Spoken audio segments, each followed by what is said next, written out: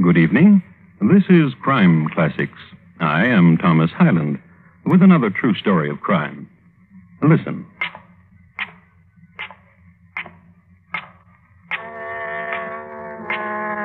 Ali Pasha on his way to visit his mother. Sunday afternoon, and he always visited his mother on Sunday afternoon.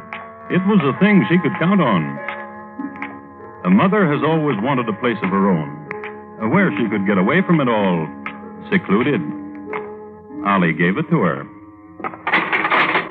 The deepest dungeon in Turkey. Hello, Mother. Tonight, my report to you on Ali Pasha, a Turkish delight. Crime Classics, a series of true crime stories taken from the records and newspapers of every land, from every time. Your host each week, Mr. Thomas Hyland, connoisseur of crime, student of violence, and teller of murders. Now, once again, Thomas Hyland.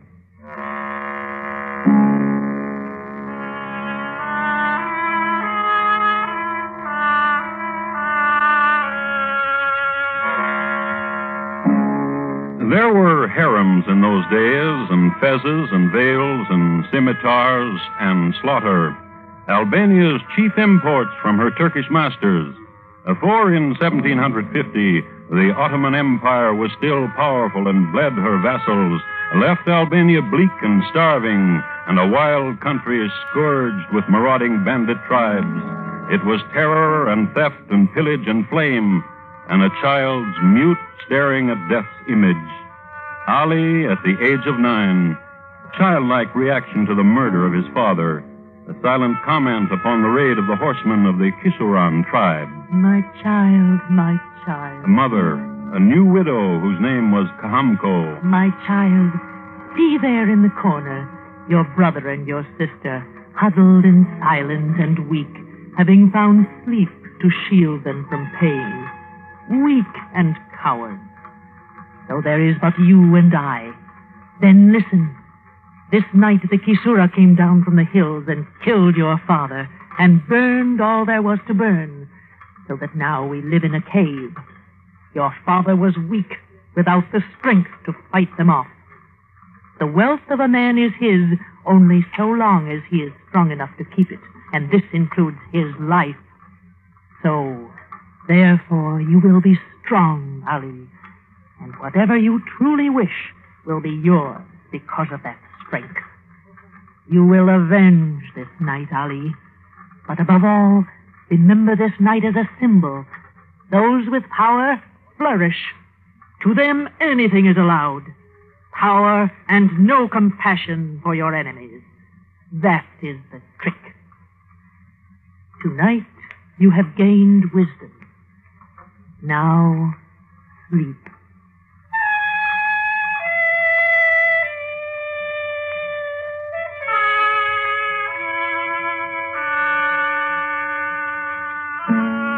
Mother's charge to her son, which was, the next week, translated into action when the two of them left the cave and went down into town. The first house they came upon belonged to a shepherd and his wife, who welcomed them inside. Bread and curd was brought, and when the repast was over, mother and son each displayed a pistol and became homeowners again, and fetched brother and sister, and the family was complete again. And so it went, and so did time, from homeowner to landowner, and then... I am honored, sir, that you have come to visit me, said the widow to a palace owner who lived on the hill. I bid you enter. Word of your beauty has come from the hills, and I wish to see it. And this is my son. And now that mine eyes have looked upon you, I despise myself for not coming sooner. This is my son, and his name is Ali. And in the hills, though closer to heaven we are, there is no such beauty as yours. His name is Ali, and one day he will be great. I fall at your feet and kiss your hem. One day he will be great. He has a brother and sister, but they are weaklings. Not Ali. Not my son, Ali. I love you. What will happen to my son? Young man, come near. How would you like to live in a palace, young man? Kamko? Yes? What a pleasing smile your son wears. Yes. Let all of us live in a palace.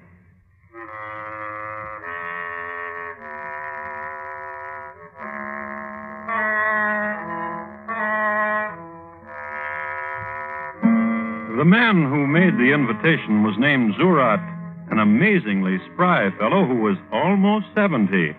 A birthday he never celebrated. And that's how Ali came to be a prince. Not an important prince as princes go, but he had the run of a pretty good palace, traveled around a lot to Turkey, to Greece, and Crete.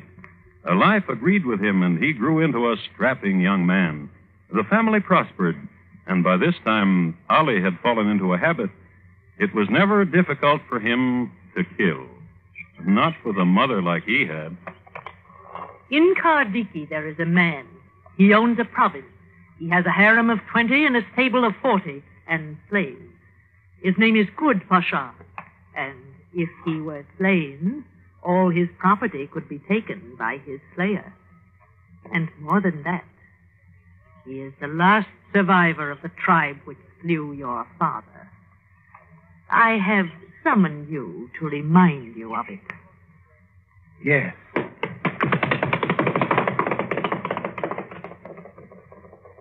Needless to say, Ali became the new owner of a new harem and new horses and slaves, and the tribe which had slain his father was now extinct. And a month later... I have summoned you to tell you the Pasha of Delvino is young and strong and swears that no man will face him.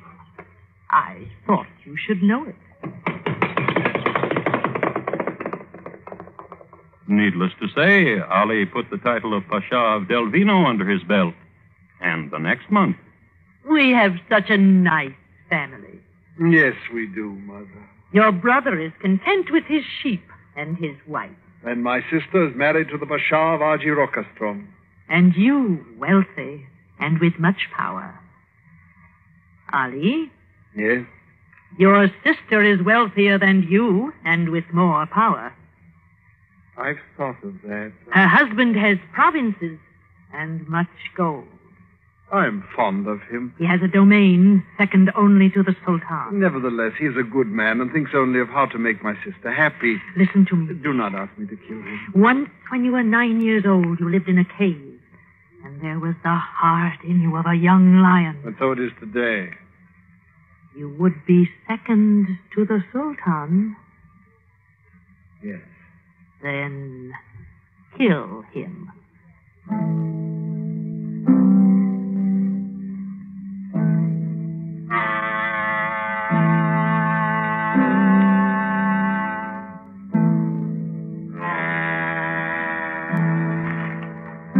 And tell me what else, sister.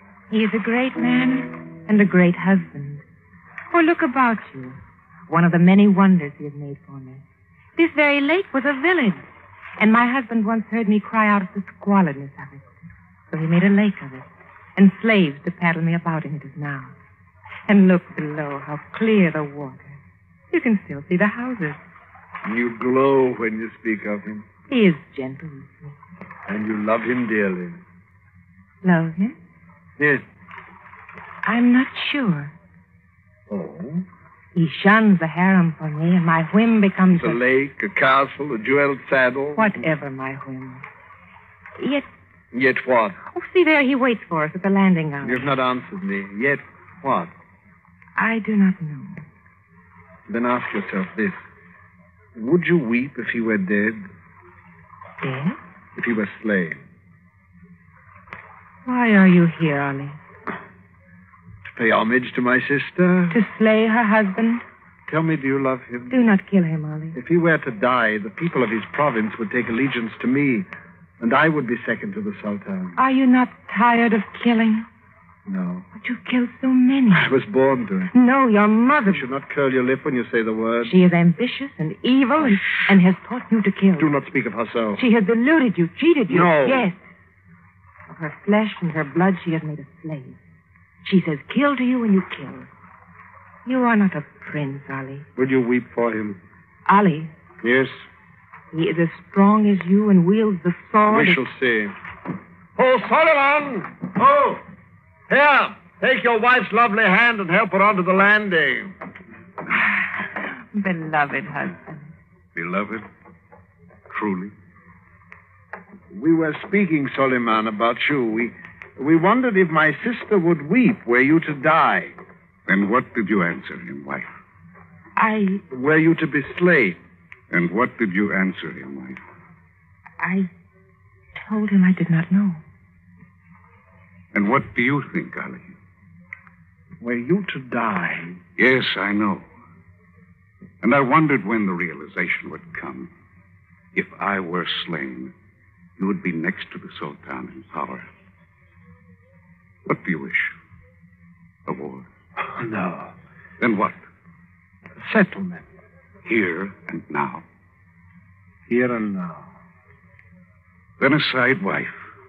And we'll see whose death you will weep for. Your brother's or your husband's.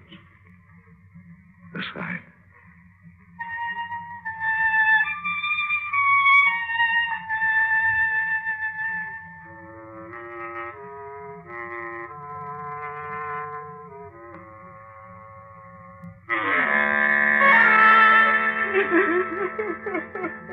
My sister weeps, Mother. She will tire of it. She's wept like this since the moment of her husband's death. She will find another husband.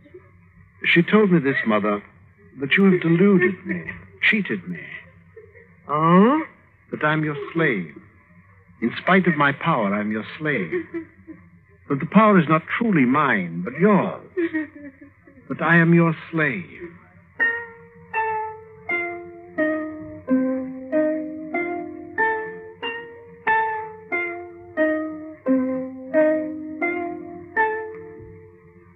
And the two of them looked at each other and understood each other, and then walked away from each other, and only the sister remained. And she was done with her weeping.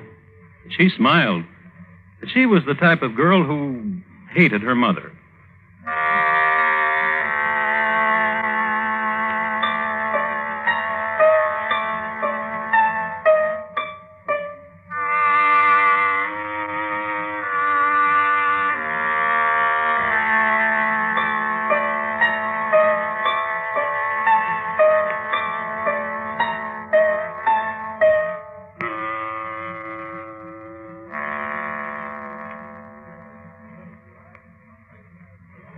You are listening to Crime Classics, and your host, Thomas Hyland, and his report to you on Ali Pasha, a Turkish delight.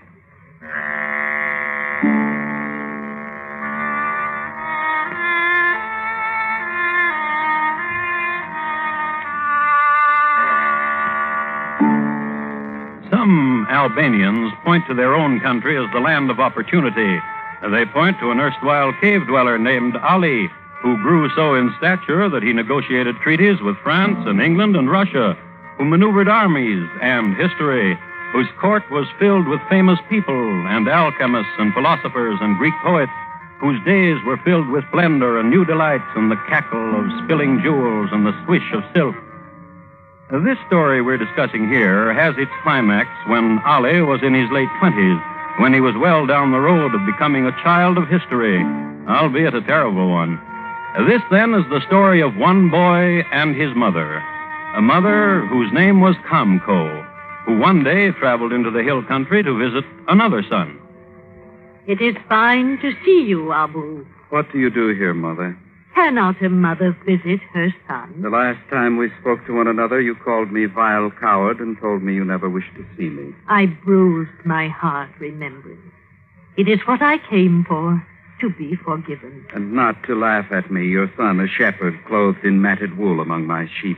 Not to laugh at you. To be forgiven. I forgive you. Mother, Yes? what do you really want? What do you mean? You and my brother Ali, you have this part of the world to own. Why do you waste your time with me? I stopped at your hut, Abu, and your wife directed me to where I would find you. And? She once was beautiful. And now? She withers. And your children cry too often, Abu. And your heart is bruised. Yes. And you wish me to salve it. Yes. How? Your brother frightens me. Truly. And his love for me has spilled off. It is a hatred now. Weep upon my shoulder, Mother. He lusts for a solitary power. He envisions himself an Alexander, a Caesar. Which, in truth, he is. A minor one, but nevertheless of the breed. Congratulations, Mother. Cruel son. Then truly tell me what you wish. Slay him, My own brother? and everything he has will be yours. His palaces, his harem, his estate, his horses. His power to command death and spare life, and more. What more? Kindnesses for your wife. She has but to have a whim, and it becomes a realness. And so it would be for your children. Would you like that? Oh, yes. Then do it. Slay him.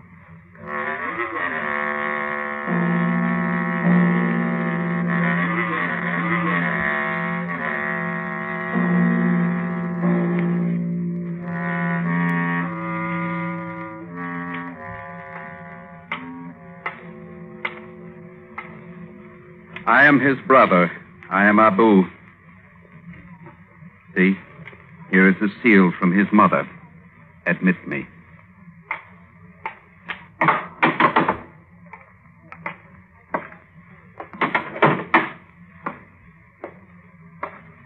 Who are you? Look close. My brother. My brother Abu? Yes. How many years? 10. You're a shepherd, I've heard. Yes. From your dress, poor. Yes. You're welcome here. That remains to be seen. Oh? I was sent here to slay you.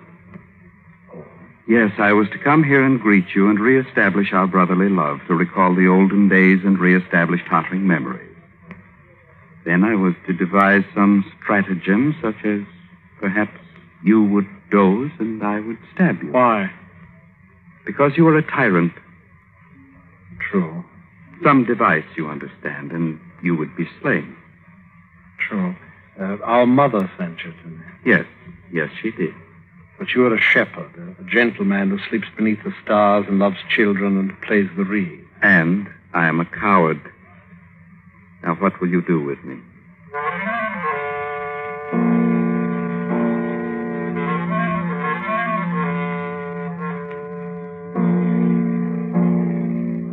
You see, Abu didn't care very much for his mother either, and something bucolic in his shepherd soul wanted to see two animals he called mother and brother against each other. What will you do with me, Ali? He persisted, and Ali looked at his brother with a grave and stern face.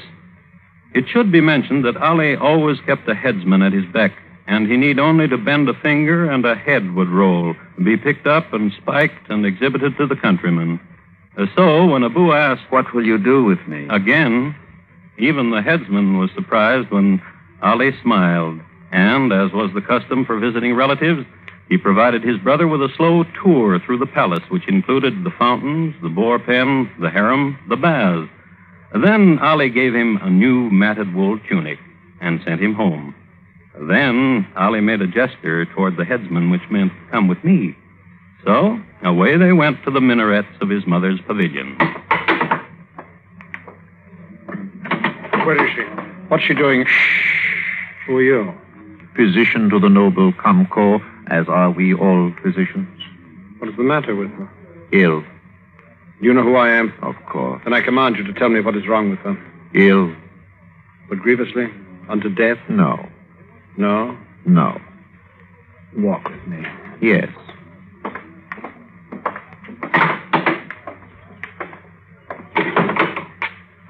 You were saying, physician... Not grievously ill for such a conclave of physicians as the one which has gathered about. Sit. Sit here, physician, and let your mind dance happily with the fountains dance. Huh? Sit.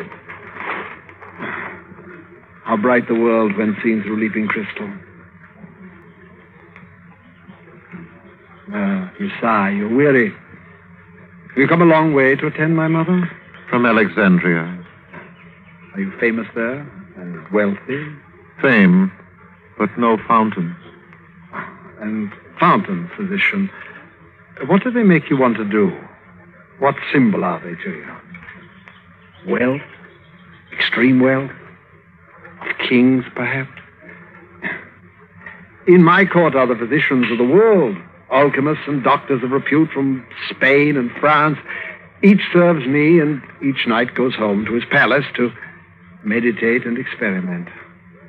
Their sojourn in my household is looked upon as a thing of... I've dreamt of sojourning in your household. How grievously is my mother ill? She complains of delicate pains in the thoracic region, as if her heart were filigreed with tiny stabbings. Diagnosis, she eats too much. And that is all that is wrong with her. She speaks of a spinning in the cephalum that leaves a veil of mist on the forehead. And this is the symptom of... She eats too much. And you will prescribe... Licorice pellets and exercise. Physician. Yes. Prescribe poison. Poison, huh? Kindly poison, a gentle one placed upon the tongue that melts into death and immediately pervades.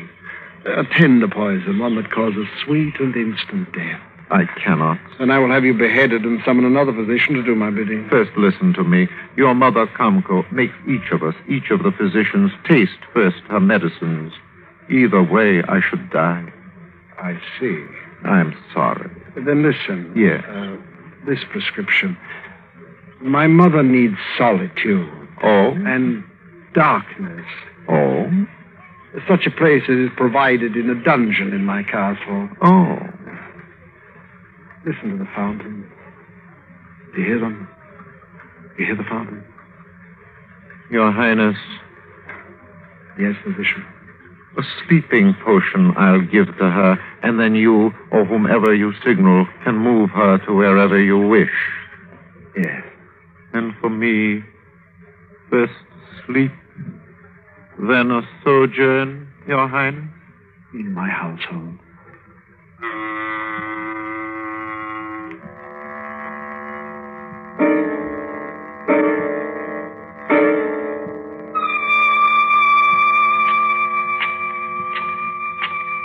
Ali on his way to visit his mother. It's Sunday afternoon.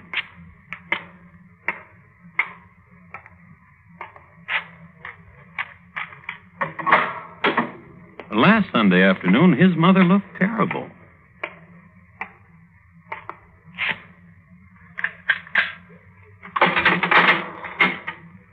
Hello, Mother. Mother. Mother. Vile son. For an instant, I thought you were dead. Murderer. Let me hold the lamp close that I may look upon your face. Terrible. Terrible. Terrible. I am weak, and I cannot move. And you mock me. When will you die? Evil, evil, evil. When will you die? My death began the moment I gave you birth. Why do you bitter yourself with it? It is of your doing. This that has happened is of your doing. Evil son. Rejoice, Mother. What are you saying? Rejoice. For I am to be proclaimed Ali Pasha of all the empire, the most powerful caliph the world has ever known. Rejoice. Son, listen to me, son. Yes. Lift me up and carry me from this dungeon, that I may see your glory. No, you will stay here and feast on the echoes of it. Lift me up. Just believe this, Mother. I will have shrines erected to your memory. Do you hear me? Do you hear me? Do you hear me?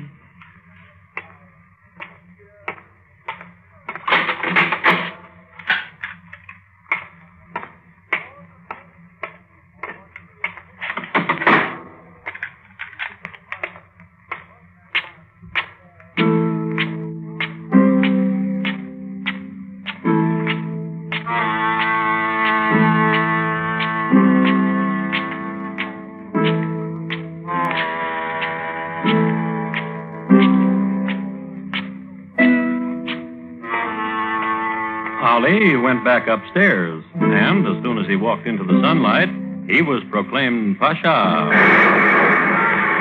Then he bade his slaves to seal up the dungeon. From here on, there was no stopping him. He formed an army and drove the Russians from the Ionian Islands off the Albanian coast. He formed another army and became undisputed master of Epirus, Montenegro, and Thessaly. He became known as the Lion of Yanina because of his fearlessness in battle. He was also known as the Bloodletter. He lived to be a venerable 80. He never did become a venerable 81, because one day... Hail, Grand Vizier! To the brains behind the whole Ottoman Empire. Welcome, Ali. What is that in the package? I have brought to you a jewel from Turkestan. Oh, thank you. It's a rare sapphire from Turkestan's loftiest summit. Oh, thank you. What can I do for you? Nothing but permit to kiss the sleeve of your sacred robe. Kiss. It's best I describe this little scene for you, as Ali bent to kiss the sleeve of the Vizier's sacred garment. He got there all right, but he never got to straighten up. The Grand Vizier put a knife in his back, right up to the jeweled hilt. Ali was dead. Europe celebrated.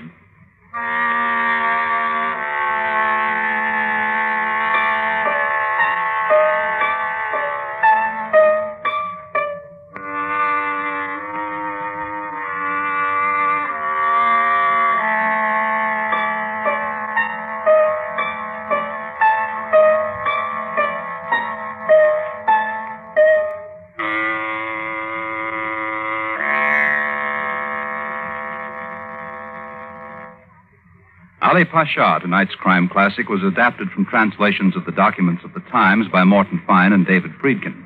The music was composed and conducted by Bernard Herrmann, and the program is produced and directed by Elliott Lewis. Thomas Hyland is portrayed on radio by Lou Merrill. In tonight's story, Hans Conried was heard as Ali Pasha, and Paula Winslow as Comco. Featured in the cast were Lillian Baeff, Jack Crucian, Kurt Martell, Vic Perrin, and Edgar Barrier.